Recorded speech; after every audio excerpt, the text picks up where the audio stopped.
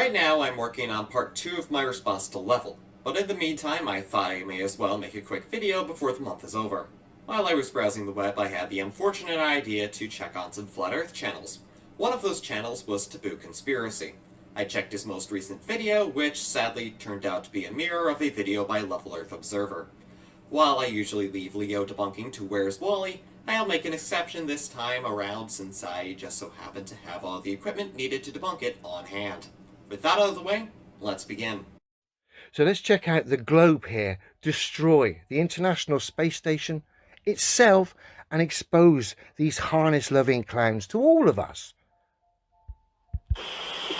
So can you see hurricanes from space? Yes, you can. In fact, as we've been talking up here, you can see the whole hurricane, and that's pretty neat to be able to see it. You can see the eye and how it's forming.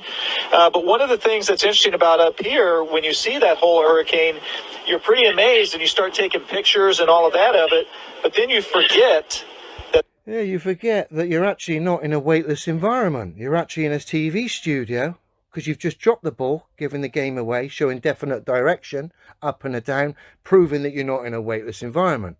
Hate to burst your bubble, Leo, but that globe didn't move down because of buoyancy. It's because he pushed it down. How do we know this? Because I replicated it at home. Here, I'll show you. This is a marble. This is my hand.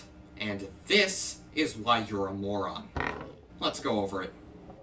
To understand why this debunks your claim, we need to notice two things. 1.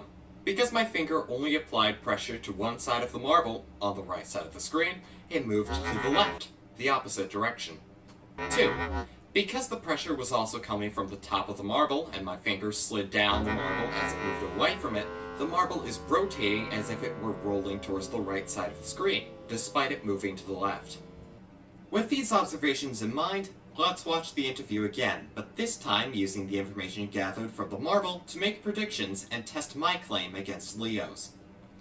1. Because the ball moved downwards, if the astronaut pushed it down rather than the ball falling by itself, we should expect the astronaut to have pressed only on the top of the ball.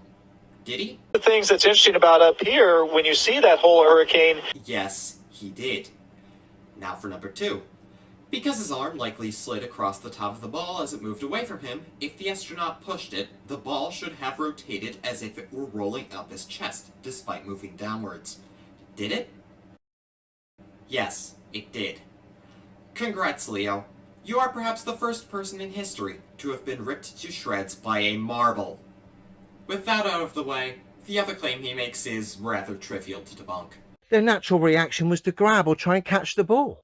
But of course, them forgetting for a split second that they're all on harnesses. They can't go anywhere. Our mate had the best effort far left.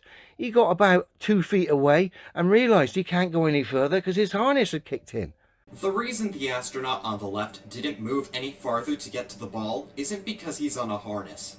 It's because the ball wasn't necessary to the interview at that moment and it would be awkward for him to go all the way off screen to get it.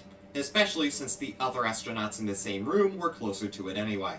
To summarize, Leo has once again demonstrated that he is completely clueless in the fields he addresses, and uses these misunderstandings as direct evidence that he's somehow correct in his delusions. Due to this, his claims are rather... what was the word? Oh, right. Laughable. Well, at least he's not entirely useless. Anyway, see you next time.